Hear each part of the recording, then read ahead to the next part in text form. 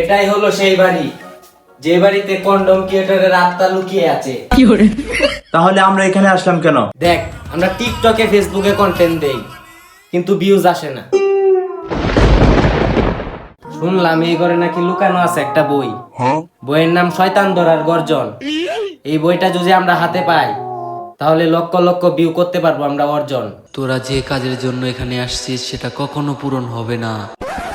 হালার পুত, ভিউ বাড়ানোর বই তো আমরা জানি হোক নিমু, আর তুই যদি বাধা দেস তাহলে এটা তোর পুটকি দিয়া দিমু। তোরা হয়তো জানোস না, আমি হচ্ছি সেই মাল যেই কিনা ফ্রিতে ফালাই মানুষের বাল। এখনো সময় আছে, পালা এখান থেকে, পালা। পালামু না, কি করবি? তাহলে দেখ।